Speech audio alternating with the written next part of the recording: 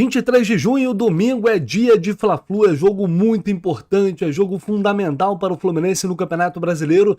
Logo mais o bicho vai pegar no Maracanã, a partir das 4 da tarde a bola vai rolar e a partir de agora absolutamente tudo o que você precisa saber sobre esse clássico que promete pegar fogo. Todas as informações e análises agora no canal do Lessa.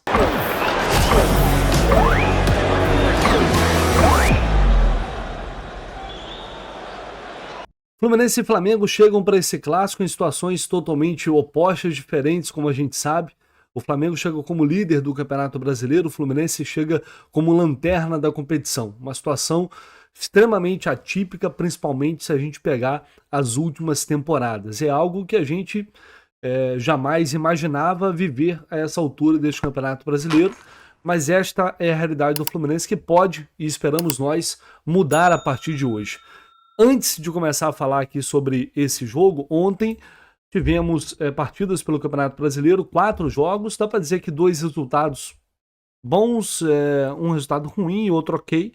O Criciúma venceu o Botafogo por 2-1, o Criciúma consegue mais uma vitória e chega a 12 pontos, para vocês terem uma noção, na 13ª posição, com o dobro de pontos do Fluminense, com 2 jogos a menos. Tem o Criciúma, que ganhou o Botafogo. Tivemos também Cuiabá empatando com o Atlético Goianiense 0-0. O Cuiabá está aqui ainda com 11 pontos, o Atlético Goianiense está ali com 9 pontos. A derrota do Grêmio, situação complicada demais também, parecido com a do Fluminense, porém o Grêmio tem 2 jogos a menos. É claro que tem que ganhar esses jogos, né? Mas enfim, tem 2 jogos a menos a serem disputados. O Grêmio também está ali afundado com 6 pontos. E o Vasco, que ganhou, surpreendentemente, goleou o São Paulo por 4-1 em São Januário. O Vasco ganhou e foi a 10 pontos. Resultado bem ruim. Bom, sobre o clássico de hoje, que é o que nos importa realmente, porque antes de pensar nos outros resultados, o Fluminense precisa fazer a sua parte, algo que não vem fazendo já há algum tempo. É um clássico muito, muito, muito importante, claro, tirando aí os jogos decisivos de mata-mata, enfim, é uma partida que tem que ganha, assim, contornos diferentes, porque são situações opostas, são times brigando um lá em cima, o outro lá embaixo. O Flamengo já viveu um momento de pressão com o Tite, agora está num momento de estabilidade. O Fluminense está muito pressionado sob o comando do Fernando Diniz. Então é hora, acima de qualquer coisa, gente, e assim, hoje vai rolar a união das baterias no setor sul, as torcidas vão se unir. Foi uma atitude bacana e muita gente se mobilizou para ir ao jogo. Então, se você tem condições de ir ao jogo, se você pode ir, vá.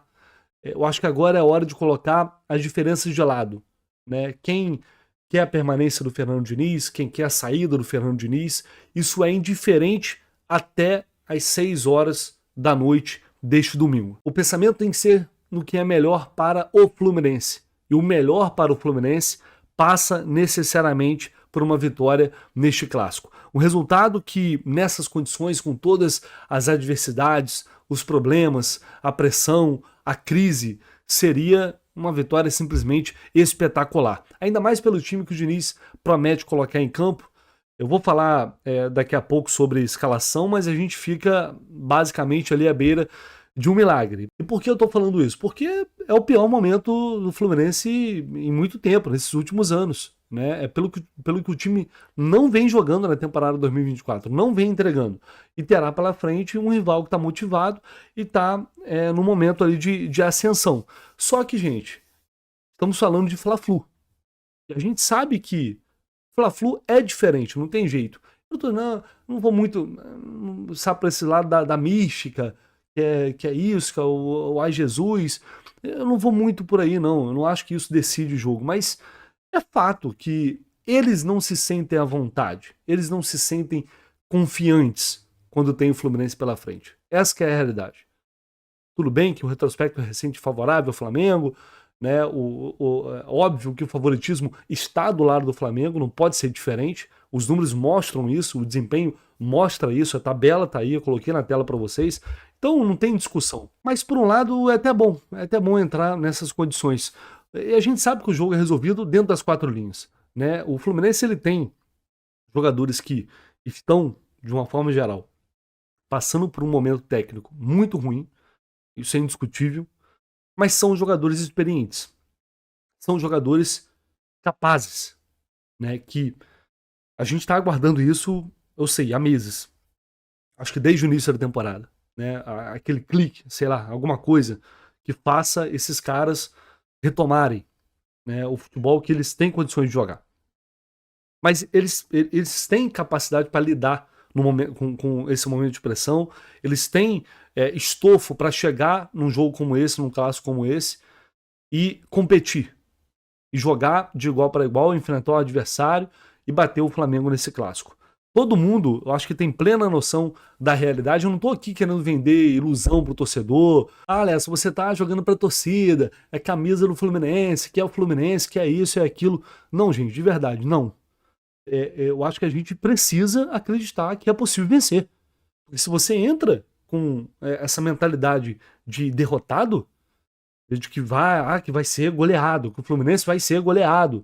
Eu sei que não há motivos para ter otimismo agora, mas assim, esses caras precisam entrar em campo e eles precisam honrar a camisa do Fluminense. Mesmo na merda, eles precisam fazer o mínimo que se espera deles. Tirar o time dessa situação. Honrar o que eles fizeram ano passado.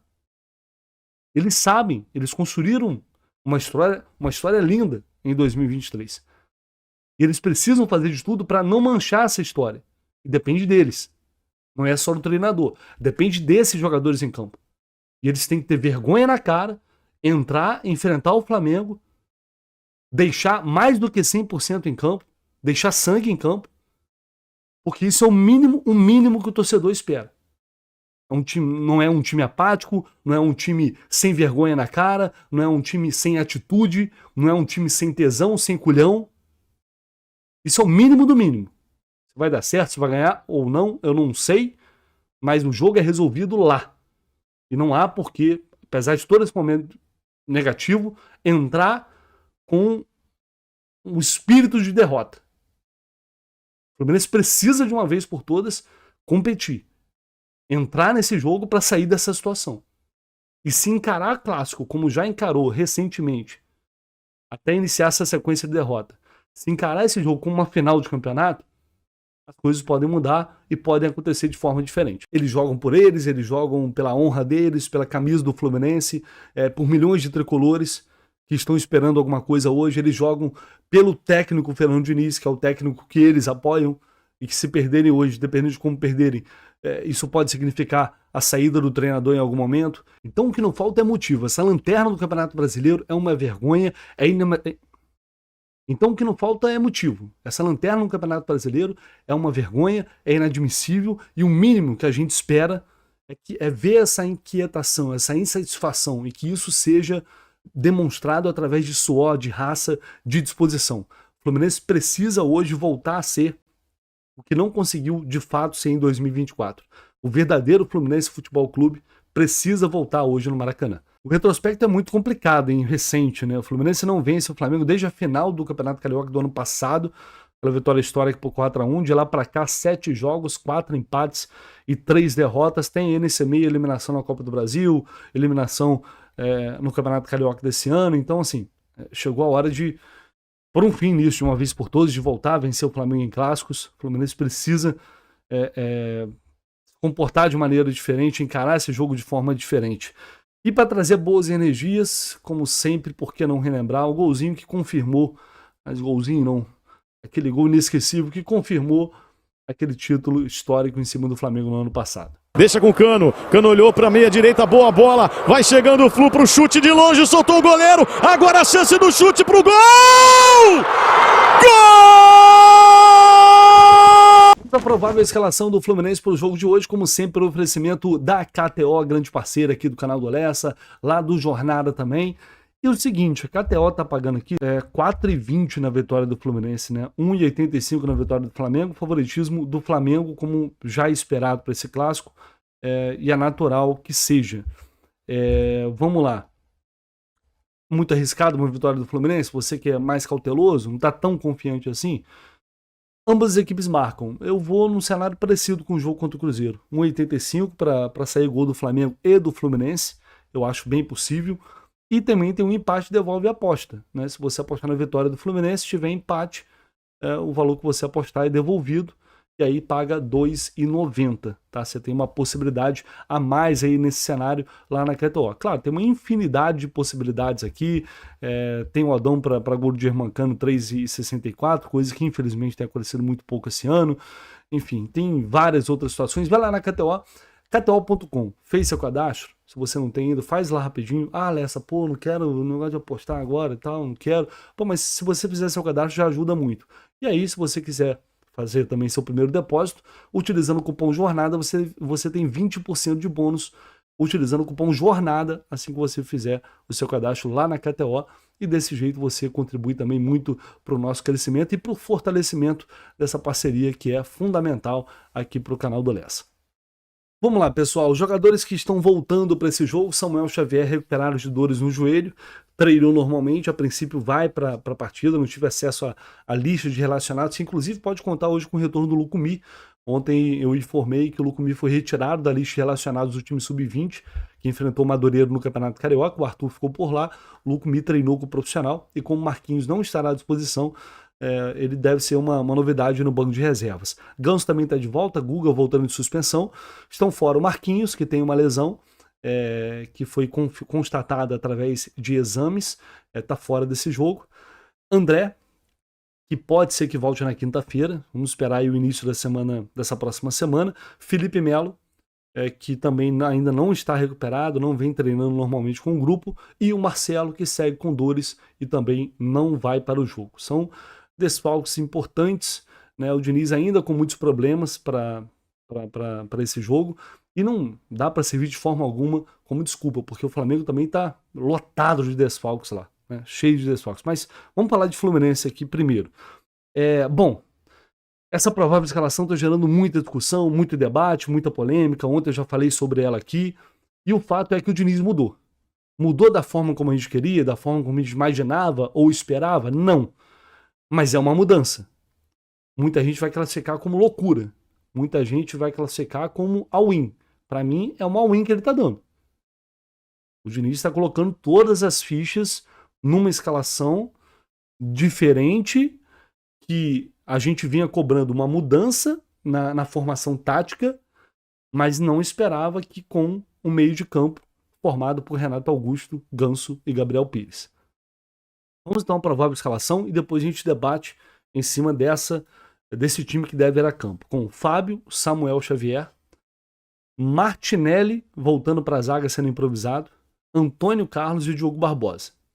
No meio, com Gabriel Pires, Lima, Renato Augusto e Paulo Henrique Ganso. No ataque, John Kennedy e Germancano.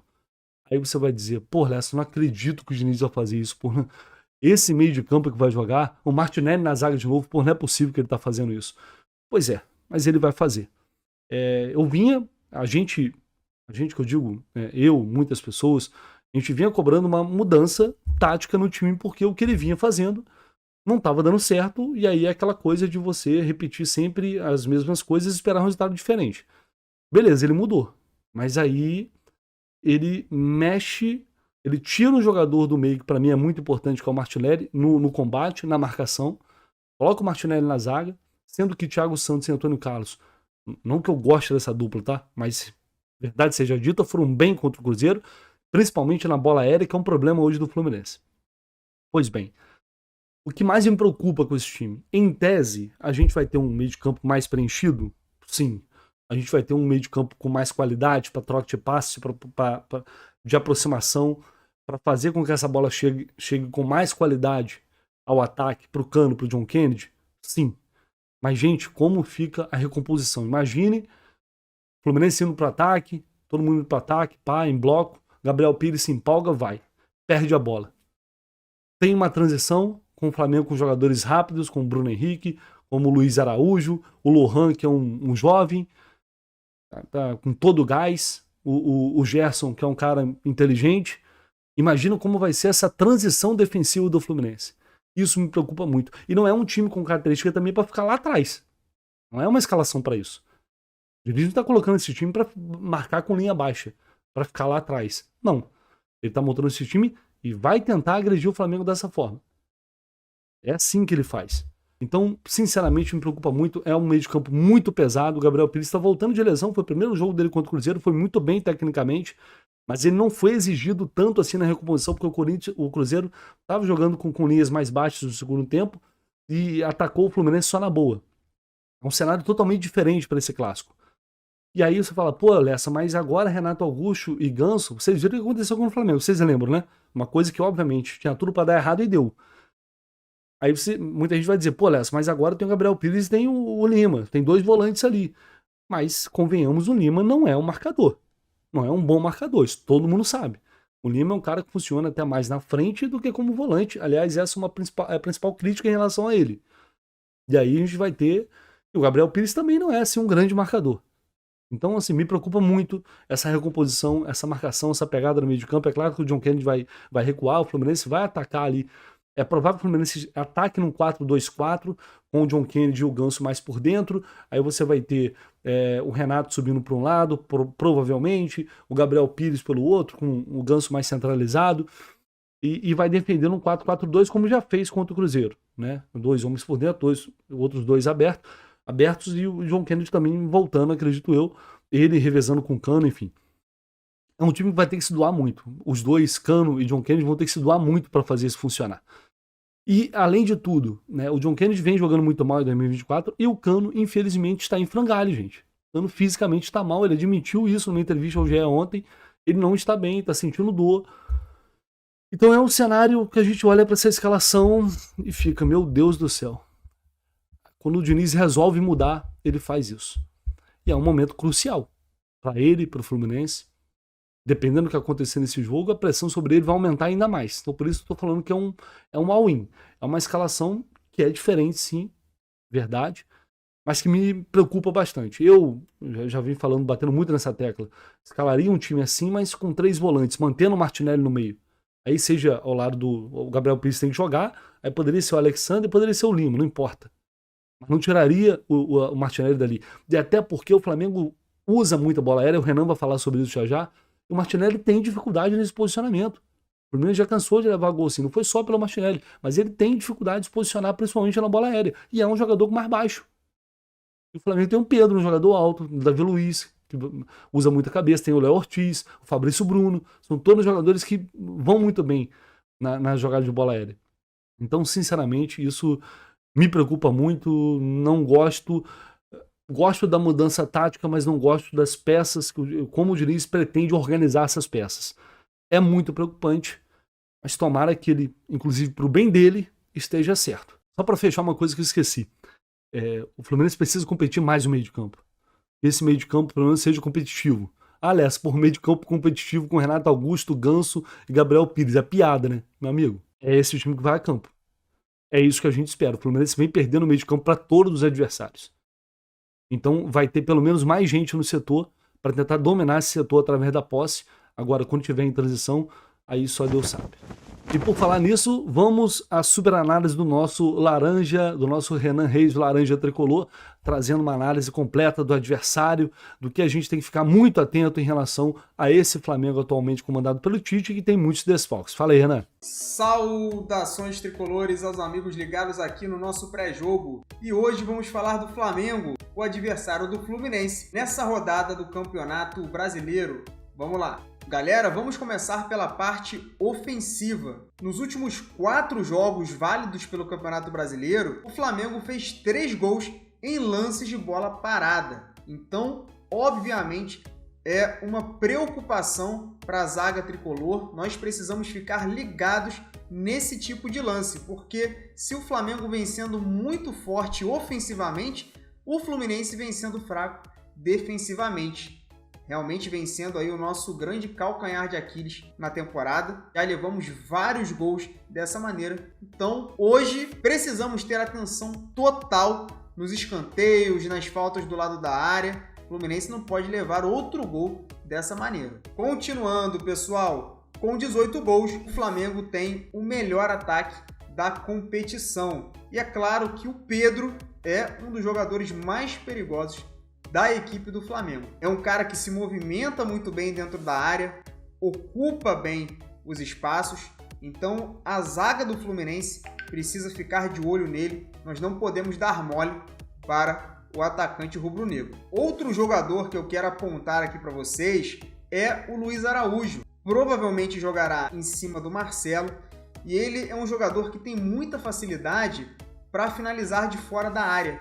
Então o Fluminense precisa diminuir o espaço do Luiz Araújo quando ele faz esse tipo de movimento, movimento em direção à entrada da área. Ele realmente pega muito bem na bola, fez alguns gols nessa temporada dessa maneira, então precisamos também reduzir os espaços do Luiz Araújo para que a gente consiga marcá-lo de forma adequada e impeça que ele finalize com liberdade ali na frente da nossa área. Defensivamente, pessoal, nós vimos o Flamengo levar um gol contra o Bahia na última rodada do Campeonato Brasileiro, numa jogada em que eles apresentaram certa dificuldade para equilibrar a linha média. Nós vamos ver aqui que esse atleta do Bahia ocupa o entrelinhas e os dois volantes do Flamengo, que no caso aqui eram o Léo Ortiz e o Gerson, acabam tendo dificuldade para equilibrar aqui esse espaço intralinha e a bola acaba passando por ali. Aqui, na verdade, foi muito mais uma desatenção do Gerson do que do Léo Ortiz. Tinha um jogador do Bahia aqui nas costas do Léo. O Gerson deveria ter feito um movimento para cá para diminuir esse espaço e fechar a linha de passe entre os jogadores do Bahia. O Gerson não faz. Quando ele tenta fechar, já é tarde demais. A bola entra aqui no entrelinhas. E aí, pessoal, o Léo Pereira fica no meio do caminho. Ele não sai com tudo para pressionar o atleta do Bahia e também não defende a profundidade. Ele acaba ficando aqui no meio do caminho e a bola cavada sai e o Flamengo leva o gol. E por último, pessoal, eu quero mostrar aqui uma debilidade no jogo do Ayrton Lucas. Provavelmente vocês já sabem do que eu estou falando, mas é uma coisa que sempre que o Fluminense jogar contra o Flamengo, nós poderemos explorar. E é a questão do cruzamento em cima do Ayrton Lucas. É impressionante a dificuldade que ele tem para defender esse tipo de jogada. É claro que não é uma jogada simples, todo lateral tem uma certa dificuldade para defender, só que ele tem muita dificuldade. Então é um lance que nós podemos forçar em cima do Ayrton Lucas. A gente vai ver aqui, ó, logo na primeira rodada do Campeonato Brasileiro, o Flamengo leva um gol dessa maneira. Sai o cruzamento. O Luiz Fernando, que é um jogador que não tem nem 1,80 m, toma a frente do Ayrton Lucas e faz o gol. Nós sabemos que o Fluminense não tem exímios cabeceadores, mas o John Kennedy, por exemplo, é um jogador que pode muito bem fazer isso. Ele pode muito bem cair ali para cima do Ayrton Lucas, receber o cruzamento e fazer o gol. Lembrando que o Flamengo já levou um gol assim em final de Copa do Brasil. Ó. Gol do Caleri aqui no Maracanã. Foi 1-0 São Paulo com gol do Caleri. É claro que nós não temos nenhum cabeceador do nível do Caleri, mas como o Ayrton Lucas marca muito mal esse tipo de jogada, nós podemos sim explorar esse tipo de cruzamento ali para o John Kennedy, para o próprio Ganso, que já fez 2 gols de cabeça nessa temporada. Enfim, é um lance que nós podemos colocar em prática no jogo de hoje. É isso aí, meus amigos. Espero que vocês tenham gostado de mais essa análise. Tamo junto pra cima deles hoje e saudações tricolores. Valeu! Valeu, Renan. Um abraço, amigo. Vamos lá. Colocando aqui na tela a matéria do GE com a provável escalação do Flamengo, que está cheio de desfalques por jogadores que estão servindo suas seleções na Copa América. Então tem vários problemas. O time está tendo que improvisar vários jogadores do time. E diz aqui que as questões físicas de Ayrton Lucas e Alan são levadas em conta. Ambos tiveram os retornos antecipados após a recuperação de suas lesões e atuaram contra o Bahia. Na ocasião, o lateral foi titular, enquanto o volante foi acionado somente no segundo tempo. Dessa forma, o Tite treinou o time com possibilidades que tem em mente. Em uma parte, ele usou o Léo Ortiz, foi mantido ali improvisado como volante. No outro momento, o Alan fez a posição. Aconteceu também na lateral esquerda, o Ayrton Lucas treinou, assim como o Léo Pereira, que vinha atuando improvisado ali no setor. Então o Flamengo pode ir a campo aí com Rossi, Wesley, Fabrício Bruno, Davi Luiz e Léo Pereira ou Ayrton Lucas, Alan ou Léo Ortiz, Gerson e Lohan, Bruno Henrique, Luiz Araújo e Pedro. Lembrando que o Bruno Henrique volta, o Fabrício Bruno está voltando de suspensão, e o Everton Cebolinha tem uma lesão no quadril e também não vai jogar. Com isso, o Bruno Henrique deve ser o titular, né? Querendo ou não, é um desfalque importante para o Flamengo. É um time muito baleado aí com desfalques da Copa América e também, além disso, ainda tem outros problemas. Então não dá para o Fluminense reclamar dos desfalques, né? O Flamengo, apesar de ter um time no momento bem encaixado, vem sofrendo de fato com isso. Vamos à arbitragem para a gente fechar aqui o nosso pré-jogo. Rafael Rodrigo Klein, do Rio Grande do Sul, o trio da FIFA, tá? Apita o jogo, auxiliado pelo Rafael da Silva Alves e pela Mayra Mastella Moreira. O VAR será o Rodrigo Guarizo, do Amaral, que é de São Paulo, da FIFA. Esse árbitro tem 34 anos, não apitou os jogos do Fluminense até hoje, ele já vem apitando Série A desde o ano passado, apitou alguns jogos. Fui pesquisar sobre ele, tem algumas polêmicas, nada assim tão relevante, mas, enfim...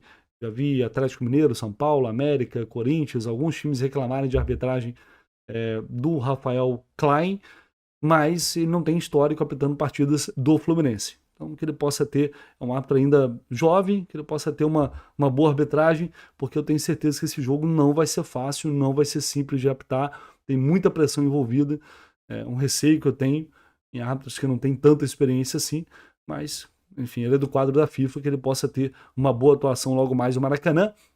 Transmissão do Premier aí também da TV Globo. A bola rola às 4 da tarde e a partir das 2h30 da tarde, como vocês já estão acostumados, estaremos ao vivo já direto no Maracanã, equipe completa, jornada KTO 1902, cobertura completa para vocês, toda análise, reportagem dentro e fora do Maracanã, aquela cobertura que vocês estão mais que acostumados.